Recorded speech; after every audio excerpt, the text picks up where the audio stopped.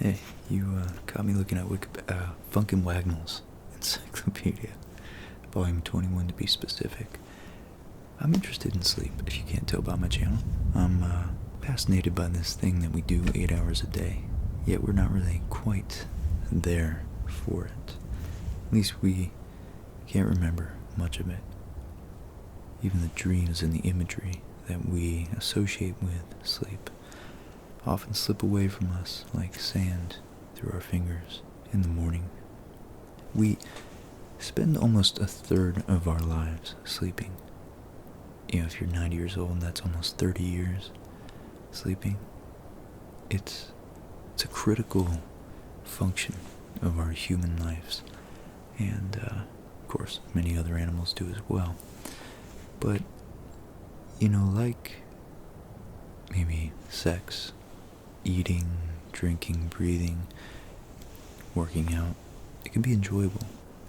We can of course have too much or too little, but it's interesting that there's a lot of interesting things about it, but it's interesting that we can enjoy it, yet it's necessary. And I kind of want to explore that a little more today. So we're gonna be looking at sleep through the lens, of course, of ASMR, but first let's find out what we knew, at least in 1979, about sleep. This short article here opens up with a definition of sleep. It's a recurrent physiological state of humans and other animals, mostly vertebrates, characterized by the loss of consciousness and a very marked slowing of various functions of the mind and body.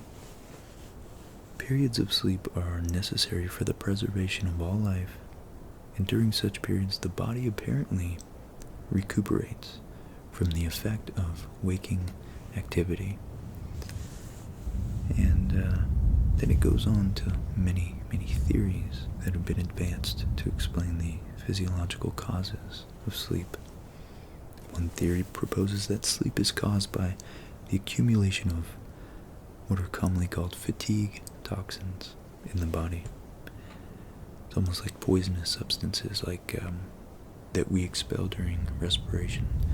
When we breathe, we're expelling cellular decay, or byproducts, I guess, that to our body are toxic. So these poisonous substances produce a feeling of great tiredness in the individual.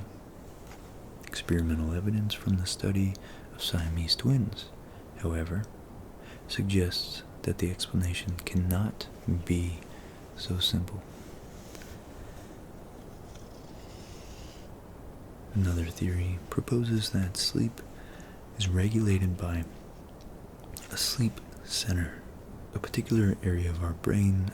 They propose that it's the hypothalamus, and they even say experimental evidence indicates that this center is together with another one that's slightly forward in the brain, may be important regulators of transitions between sleep and wakefulness. So little is known, however, about the actual process that activates these centers. Several important body changes occur during sleep, and this is actually really interesting to me. This, the healing effects of sleep. Again, like nutrition, we know it's valuable. We know that you need to consume the proper amount of macros and minerals and other things to sustain your body's cell growth and decay, and consuming nutrients and breaking those down to release energy. And like nutrition being physically useful but also physically pleasurable, it's interesting that sleep, we all know it can be really pleasurable to find yourself and arrive at a deep state of relaxation where your muscles are loose, all tension dissipates, and your mind is at rest as well. We have to imagine, and of course we've through research have found out that it's very useful and in fact essential, and it rewards us with a sensation of, if not explicit pleasure, certainly a sense of comfort and satisfaction, which is why I think the ASMR experience is so deeply linked with sleep. Anyways, those are side effects that our body rewards us with if we give it the proper amount of rest and time to recuperate. Let's see, several of these, body changes that occur during sleep. One of the most typical is a diminution of respiration. So the rate of breathing is slow, and breathing is shallower than during wakefulness. Circulatory activity is lessened, and the heartbeat is markedly slowed as well. Your body's going into a state of hibernation, essentially short-term hibernation. Other changes include a lowering of the body temperature, relaxation of both the striated involuntary skeletal muscles and the smooth involuntary visceral muscles, and the alternations of patterns of electrical activity in the brain. Although muscles are relaxed during sleep, they are not all relaxed at the same time, and a certain amount of activity and movement actually occurs.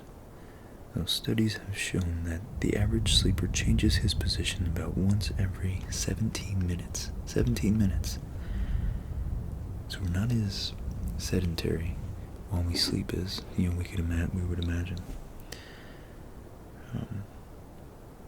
And you know that the body is, doing something that's required, because we just get a general sense, very intuitive, very impactful effects when we don't sleep and we lack sleep. So one of the things we can definitely point to is that we notice is a sleep cycle. And there's a lot to say about that, actually. So I got an interesting, I guess these things are called Prezi. They're kind of like a slightly more advanced PowerPoint presentation. This one's by Maggie Kozelinsky. It's called Sleep and Dreams PowerPoint. And I just like it because hopefully I'll edit it in to the video, just because it's got a very interesting visual element to it. So sleep cycles, it's your internal 24-hour sleep cycle, or biological clock, in other words, also known as circadian rhythm. It regulates processes in the brain that respond to how long you've been awake and regulate the changes between light and dark. It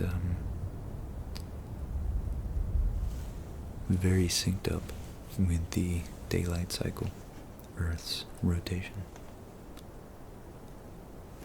Your body responds to the loss of daylight by producing melatonin, which makes you sleepy, which would explain the effects. And I use one every night when I go to bed, the dimming app, where it warms the hue of your screen on your phone. Because I definitely notice my body stays more alert, my mind is a lot more distracted, a lot more just wakeful, I guess, when I leave the regular hue of my screen, make it too blue. It definitely keeps me up. And so naturally, as you might imagine, the release of melatonin at night to make you sleepy, there's an inhibitory structure or circuit, I guess, in your brain that is going to make you stay wakeful and not feel sleepy during the day, during the waking hours for the most part, except when you nap, I guess. Scientific studies on sleep have shown that the sleep stage at awakening is an important factor in amplifying sleep inertia. Alarm clocks are used for sleep stage monitoring, and EEGs, or electroencephalographs, are used to wake people up from light sleep. I'm misspelling there. So I want to know what sleep stage inertia is. Sleep inertia, rather. And that is sleep inertia, psychological state of impaired cognitive and sensory motor performance that is present immediately after waking. Okay, that makes sense. It's the continuation of sleep effects like drowsiness, disorientation, and decline in motor dexterity. Interesting.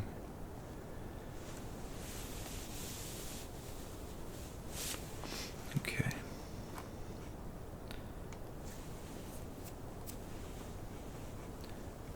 Sleeping can give your body time to relax and recover from daily aches and pains. Recently, studies have found that sleep has an effect on our ability to learn, even. Studies have also found that synapses in our brain grow and use up more energy when we learn new things. I love the correlation between physical and mental exertion and recovery, because I know for a fact that, whenever you're physically exhausted after working out or doing some hard labor, you might feel a little sore, I guess, if you're out of shape. But in phases of my life where I've been in shape, I noticed that you feel really, really good. You feel like sleep was well earned, but also more effective almost if you exhausted yourself more thoroughly the day before. So that's just an interesting, I guess I'm making a correlation between that and the mental exertion. When you're pushing your mental capacity to the limit, it is noticeable that, I become more familiar with a topic that I've been reading the day before, or even, multiple days before if I've been working on it. After a good night's sleep, I feel more competent, more like I've retained more of the information, and I'm able to more readily access the information as well. So it's just an interesting, again, one of the many helpful, very useful aspects of sleep. So it's just really cool to know that sleep it's this enjoyable thing, but it's also a powerful regulator of your growth, mentally and physically. What does sleep provide us with? Here's a three-dimensional sort of schematic of the brain. And I believe the hypothalamus is one of these. Maybe that guy right there.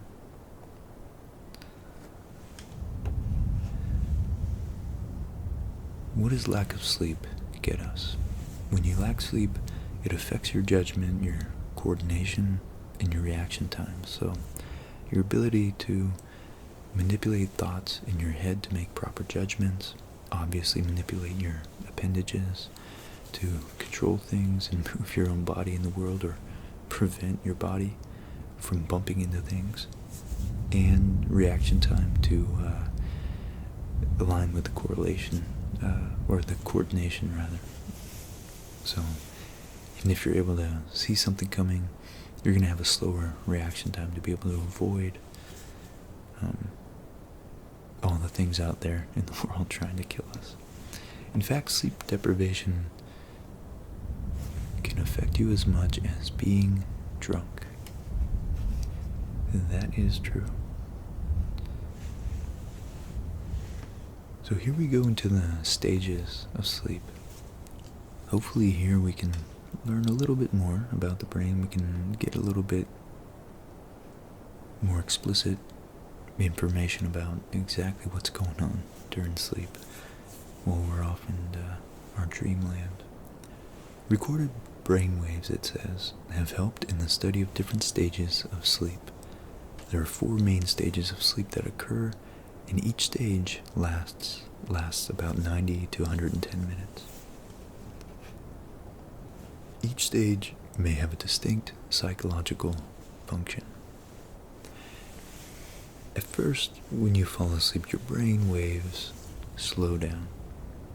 Then they get slower and slower in the second and third stages as you become more relaxed.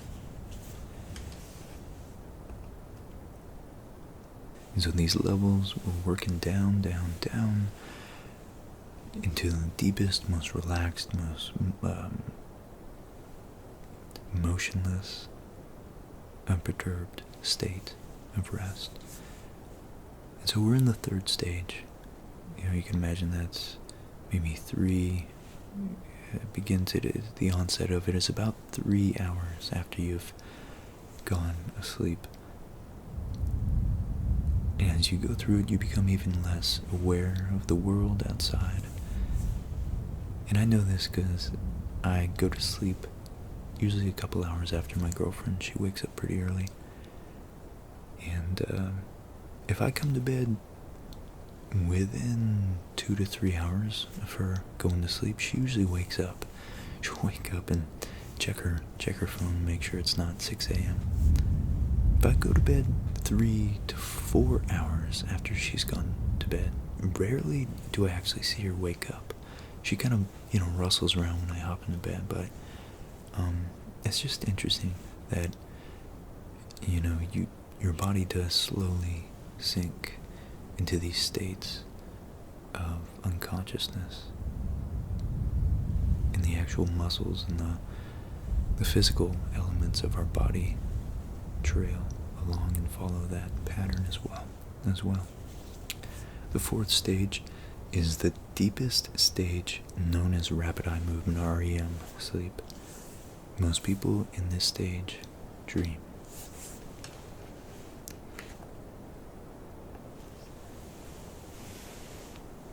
Most people only remember dreams that occur closely toward the morning when they're about to wake up. Just because you can't remember a dream doesn't mean you've never had one. Some people believe that they simply don't remember the dream, when in reality they just, or they believe that they don't dream when they just don't remember it. And you can imagine that if we were able to retain the dreams vividly enough in memory as a waking memory of an actual event, there might be a little cross-threading going on there. There might be some significant negative mental effects of forgetting which is dream and which was reality, and indistinguishing, a little meddling, kind of a vague intermingling. If they start to be far back enough in your life, that might cause some definitely anxiety, definitely unrest and unease, and a little bit of uncertainty about what's dream and what's reality. Because I know I've definitely woken up, and it's definitely when it seems to correlate with my most vivid dreams, that you wake up almost unsure, especially if they're not as much of a characterization, especially when they're more realistic. Sometimes you wake up and there's, up to 30 seconds where you're genuinely sitting there wondering whether something just happened or whether it was just a dream. So, evolutionarily speaking, long-term effects, I'm sure it was detrimental to your cognitive, mental clarity during your wakeful state to be too inundated and overwhelmed with too vivid memories from your dreams.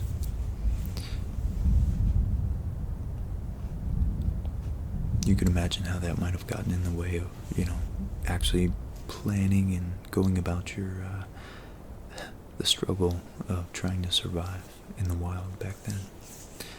So, to explore rapid eye movement a little more, the fourth stage of sleep, it's indicated by the back and forth movement of the eyes rapidly, of course. You can note, if you have a dog, you can often see them do this right before they're about to move, their paws or start to whimper, depending on what they're dreaming about. After 10 minutes of REM sleep, the sleep cycle repeats 3 to 4 times. So, I've heard, let's see if they go into dreams. During REM, not only do your eyes move around quickly under your eyelids, but your heart rate actually increases. And all your automatic body processes speed up as well.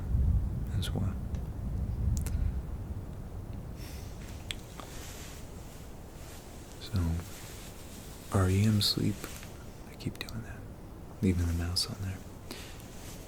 REM sleep also alternates with non-REM sleep, during which your body functions slow down and you get your deepest sleep. You can see how a person has several dreams in one night if they go through multiple REM cycles. During the REM phase, we experience something referred to as muscle atonia, which basically means that our arms and legs become paralyzed. And this prevents us. It prevents us from, again, evolutionarily, if we're thinking about things that would have been most productively successful, getting up and running off a cliff to your death because you were dreaming it wouldn't be too productive or successful in life. It wouldn't be a successful pattern to inherit from your parents. And of course, sleep is not a human thing exclusively, so that would have, the paralyzation aspect of that would have developed millions and millions of years back in geological time. And it's kind of, I remember I actually used to sleep on my stomach all the time. And I stopped doing that for a while. And now I'm really extra cautious when I do, because I remember I was in that stage one night and I think my head was just, maybe I had a congested nose. And because my whole body was paralyzed and I desperately wanted to move, but my body was not responding. And that was kind of it was certainly had a lasting effect on me, in the sense that I don't do it again. Definitely modified my behavior during sleep. REM helps us renew and restore our energy. Dreams work on our brains to segregate information. So they do. We're talking about dreams here, and it's a way to analyze and file away the data that we've absorbed during conscious waking hours. And to me, that's it's so interesting.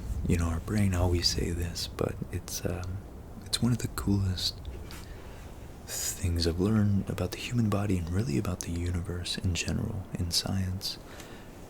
And it's really a common thread across all domains of human activity that interests me, like psychology, hard science like physics and chemistry and,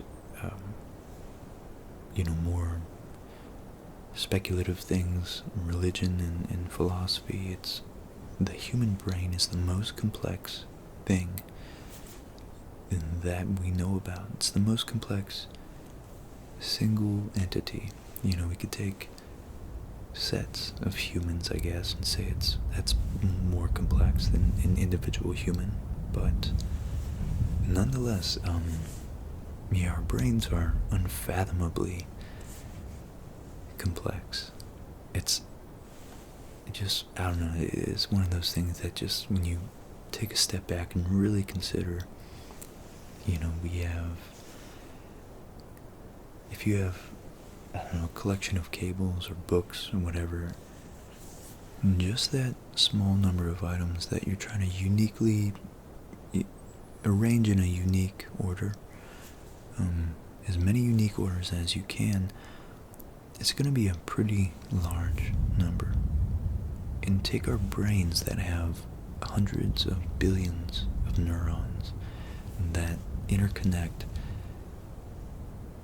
in ways that we have some idea of, but we don't know the extent to which A, they connect, and B, the actual pathways that the electrical activity takes as it's propagating throughout the brain to, I guess, form our thoughts and deeper things than just instantaneous thoughts, memories, notions, intuitions, more fundamentally deeper in the brain drives that we have.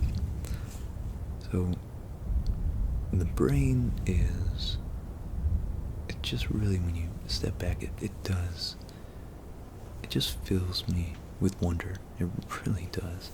It's like, and I think it's ridiculously encouraging to think about how complex we are, and that's you, that's you and I. That's indicative of the limits of our abilities, and it's impressive to think about, what the upper limit of our potentials might actually be. And so dreams are a very regulatory phenomena. They help us make sense of the world that we observe. They help us organize, like it said, organize our thoughts. And they, one theory is that dreams are kind of your brain's way of exploring the mental landscape with increasingly new additions from your daily conscious experiences. And when you have especially impactful events happen to you, of course your brain's going to hang on, and it's going to try to, during sleep, cross-correlate that experience with previous experiences. And that's why you might have, a childhood memory intermingled with a memory from last week. And that's not to say there are superficial significances. It's I think insightful to consider that your dreams are your brain's way of, almost like a programming sandbox where you get to play around with ideas without actually, it's the way of thinking. We get to explore thought patterns without actually acting on them. And it's certainly in my life, I've had very impactful dreams, whether they're incredibly, depressing if something bad happens to someone close to me in my dream, or horrific if I find myself in a terrifying situation in a nightmare. It's impactful in a very useful way, I think, because it lets me understand myself a little bit more, recognizing that, recognizing how I might act, how I might respond mentally, emotionally in a given situation, you know. So if I enjoy taking that perspective on my dreams. And I have a lot to learn. I don't know much about it, but I really latched on to that idea. I think it was maybe Carl Jung's idea of dreams, or at least just one component of his idea about that yeah, dreams are kind of, they seem so random, you know. They have this very random element to them, and it's kind of our brain's way of and that's also kind of weird to think about your brain as both you and something distinct from you. It's like I'm me right now, but also my brain kind of does something autonomously when the conscious me that I think is speaking right now is resting, you know. So it's like you're you, and you're the person that is within the environment that your brain creates in those dream landscapes. So it's kind of wonderful. It's magical almost that, you know, our brain's really on our side. It's just trying to make sense of the world and trying to connect ideas. And yeah, occasionally we wake up with profound senses of meaning and, you know, significance in our dreams. That, oh wow, that was really helpful. You know, that was a really insightful thing that happened to me. Maybe it points you towards experiences that might give your life more meaning. If you experience the loss of a loved one in the dream, maybe that's your brain's way of telling you that that person means a little more than you recognized consciously. So yeah, dreams are amazing, and I'd definitely be interested in talking about them more in the future. And then this person ends with a little, a very small dream interpretation. It says, I had a dream. Paula and I got into trouble for driving from the elementary school to the high school when we were supposed to walk. Some authority figure, Mrs. Milan, caught us behind boxes. Caught us hiding behind boxes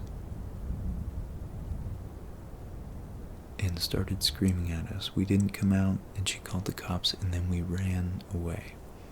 And her analysis is that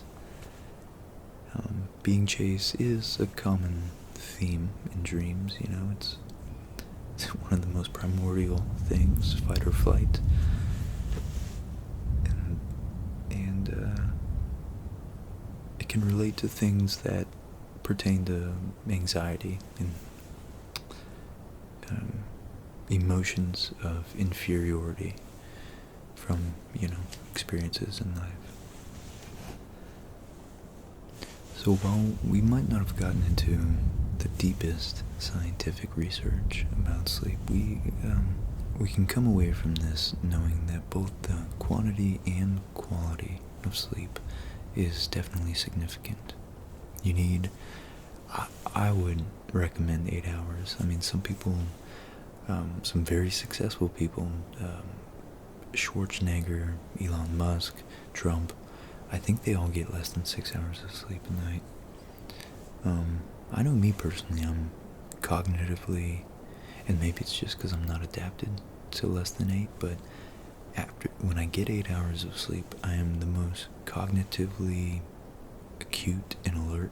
I wake up feeling most refreshed after having that much sleep. A night of uninterrupted sleep leaves both our bodies and our minds rejuvenated for the next day. If sleep is cut short, we're really doing our body and our mind a disservice. The body won't have time to complete all its phases needed for muscle repair, memory consolidation, and the release of hormones that regulate growth and appetite as well.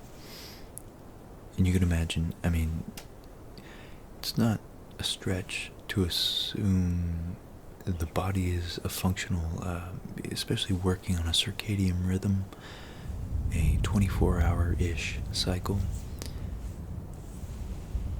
Diminishing the quality of activity in one area of that cycle is going to propagate negative repercussions down the line, and so it's going to make you, it's going to offset your appetite, it's going to deregulate your body's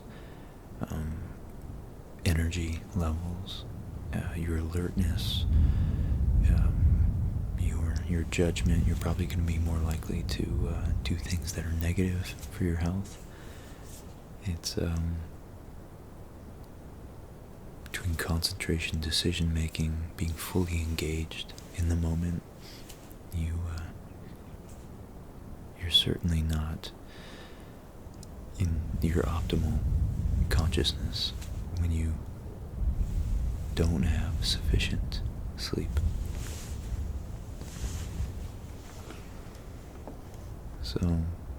So just remember that. Pay attention to your body when it tells you you need to sleep.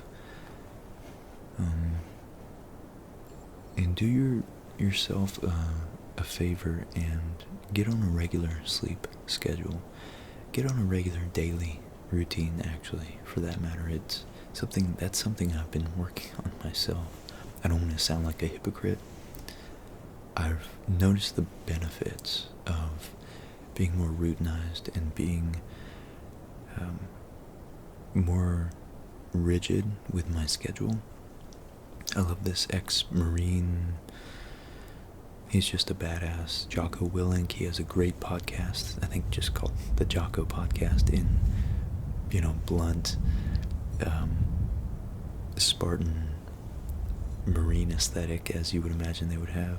He has I think he has a book called this too, but his general philosophy is discipline equals freedom. And I like it's catchy because it doesn't make sense at first. But the idea behind it is that you allow yourself more free time by being more disciplined to efficiently take care of the chores and the daily responsibilities that you have to take care of. And by adhering to a routine, you don't have to waste time or mental effort. Mental energy is deciding what to eat, how to cook it, what to wear, when to be somewhere, when to leave the house, what to do before you leave the house, how to get yourself ready for bed. All these things add up to, a mental deficit at the end of the day, and it's really a detriment to yourself, and you're fighting against yourself. You're going against the grain when you don't have a routine and aren't disciplined. It's I'm slowly, too slowly, but eventually I'm getting around to figuring out that it's so beneficial. It's extremely healthy to live the most productive, efficient life that you possibly can, because your body rewards you with less anxiety. It knows what you're going to be doing. You can segregate and allot yourself a couple hours at the end of the day or in the morning, when you're most alert to, tackle the things that you have a passion for. And it's something certainly I would highly recommend. So sleep is key to ending and starting, of course, your waking activities. A couple facts as I'll let you go and either relax or drift off to sleep. if it takes you less than 5 minutes to fall asleep at night, you're probably sleep deprived. I know that doesn't make sense, but you should ideally take 10 to 15 minutes once your head hits that pillow to really wind down and sink into the state of unconsciousness we call sleep. Any less than that, you're probably not getting enough sleep then. And it's to be expected that you're going to be tired, and tiredness happens twice a day, as you would imagine on a rhythmic, cyclical existence. 2 a.m. and 2 p.m. for people who rise with the sun, I guess, are the peak lethargy, times of peak lethargy during the day. That's why you're going to be much less alert after lunch. So, I personally just don't eat as big. I wait till evening to eat my big meals. Because after I eat a big meal, I know either way, even if I just woke up, I'm going to want to sit down and be a little bit sedentary for a little bit. Again, going back to not having a good schedule, the Monday morning social jet lags caused by weekend warrior mentality, switching up your schedule just to, suck a couple extra hours out of your weekend, it really kicks you in the ass by disrupting your regulatory systems like sleep. They're not used to staying up that late or on Monday morning getting up that early again. So you don't want to jolt yourself out of a routine. You want to try as consistently as possible to maintain that routine. At least if you want to, unless you're willing to pay the price of, an unregulated cycle, which might be more anxiety, more perhaps mental, maybe less emotional stability overall. Stress, physical or mental illness, living or sleeping arrangements, family history, shift work, working late into the night, long hours, diet, and exercise habits can all cause insomnia. Alright guys, this is probably a really good time for me to let you guys go. It just started raining outside, and maybe I'll let that play out for a little bit. Hope you guys were able to learn something. I hope you guys get plenty of sleep tonight. Thanks for watching, and as always, thank you guys enormously for all the support and kind words you always shower me with. It's an absolute honor to be able to spread ideas, I think, like TED Talks, I guess, worth sharing. I hope you guys got something out of this. I'll see you next time. Thanks.